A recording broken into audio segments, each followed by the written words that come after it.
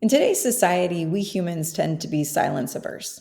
Noise we can handle, but silence, that's almost foreign to us. Now, I have a 2.5-year-old, so there's a lot of noise around the house. And when I'm in the kitchen and she's in her playroom and it gets quiet for too long, I get worried. Like, what is she doing that she shouldn't be doing? Parents with young kids get what I'm saying.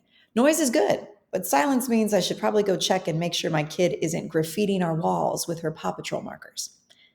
Many of us, we go our entire day with no real silence. Between our Spotify playlists, podcasts, phone calls, text messages, social media scrolls, email notifications, Netflix viewings, not to mention all our meetings and errands and plans, we are surrounded by constant noise. In a world of noise, you would think we would yearn for more silence in our lives, and we would work to cultivate and protect times of quiet where we can pause, reflect, and hear God's voice more clearly. But often, we run from it.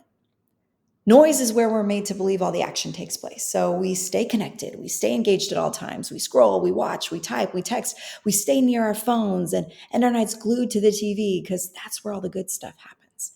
But there are some things that come to us not in the noise, but only through the silence.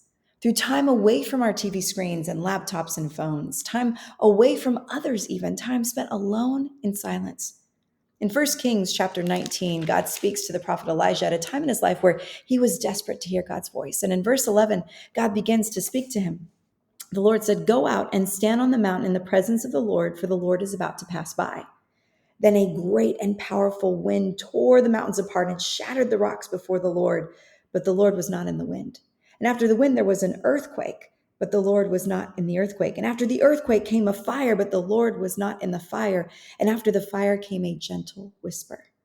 When Elijah heard it, he pulled his cloak over his face and went out and stood at the mouth of the cave. Then a voice said to him, "What are you doing here, Elijah?" That's 1 Kings 19, 9 through 13. God's voice wasn't in the great and loud displays of power. Instead, God showed up in a gentle whisper. Now, gentle whisper in the Hebrew could more accurately be translated as a sound of sheer silence. Where did Elijah find God? In the silence. Jesus often practiced solitude and silence. He taught us not to avoid the lonely places, but to actively seek them out and to seek them often.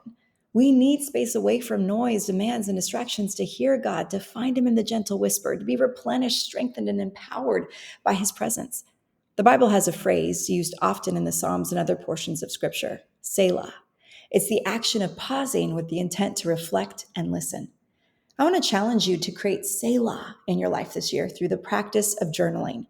Through this simple practice, you can prayerfully reflect on God, on what he's teaching you, how you're growing, what Jesus is calling you to. And you can certainly begin by doing this with whatever journal or notebook you have around, but I'd encourage you to get the most out of journaling by using the Seek First journal. The Seek First journal is now available for pre-sale and will help you practice selah. You can order your copy now. Like I mentioned in yesterday's video, the journal is guided, but it's not too prescriptive, allowing you the freedom to approach your times of reflection however you prefer. This year, commit to escaping the noise and creating time every day for prayerful reflection through the practice of journaling.